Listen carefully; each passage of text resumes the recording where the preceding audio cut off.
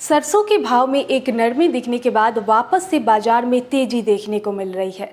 खाद्य तेलों में इसके भाव पर क्या असर देखने को मिल रहा है और सरसों सोयाबीन के भाव में क्या सब स्थिति बन रही है, जानेंगे पूरी रिपोर्ट इस वीडियो में। नमस्कार, मैं हूं शिवांगी और आप देख रहे हैं एमसूरवा एग्रो का डिजिटल पेज।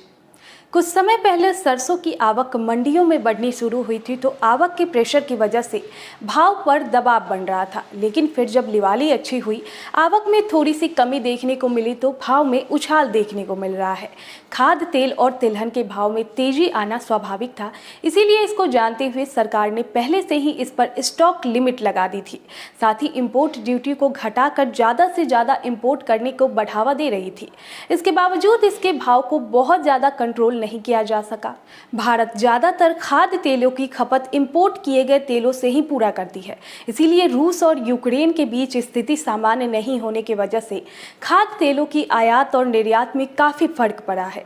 इन दोनों देशों से सूरजमुखी के तेल का निर्यात सबसे ज्यादा किया जाता है। सोयाबीन के उत्पादन में कमी की वजह से पहले से ही इसकी डिमांड काफी ज्यादा बनी हुई थी। भारत में सरसों की खेती मुख्यतः पंजाब, राजस्थान, उत्तर प्रदेश, बिहार, पश्चिम बंगाल और गुजरात में अधिक की जाती है। इस बार हरियाणा में भी सरसों की बुआई बड़े स्तर पर की गई है, जिस वजह से सरसों के उत्पादन में इस वर्ष वृद्धि देखने को मिली थी। सरसों की ज्यादा खेती होने की वजह से पिछले वर्ष इसके भाव में बहुत ही ज्यादा तेजी रहा, जिसको देखते हुए किसानों ने सरसों का अपना रकबा बढ़ा दिया था। फिलहाल मंडियों का अगर रुख करे तो हर मंडी में अब सरसों की आवक अब कम होती जा रही है और भाव थोड़ा थोड़ा करके बढ़ता चला जा रहा है। स्टॉक लिमिट लगाने के बावजूद इसकी स्टॉक की जा रही है। व्यापारियों को पता है कि इसके फंडामेंटल काफी मजबूती से खड़े हैं। डिमांड आने वाले समय में बढ़ने वाली है।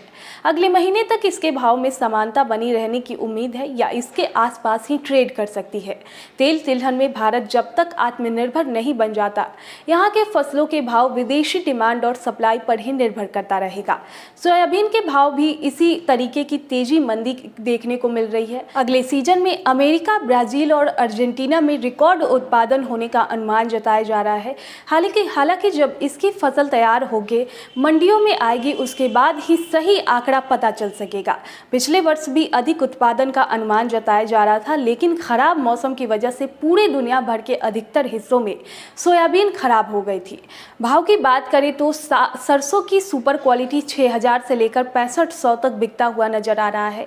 वहीं एवरेज क्वालिटी 4500 से लेकर 5500 तक नीलाम किया जा रहा है। सोयाबीन के भाव की बात करें तो सुपर क्वालिटी की सोयाबीन 7000 से लेकर 7700 तक का भाव दिख रहा है। वहीं एवरेज क्वालिटी की सोयाबीन 4500 से 6000 तक पर कारोबार कर रहा है। बाकी और अन्य कृषि से जुड़े खबरों के लिए जुड़े रहे हमारे साथ।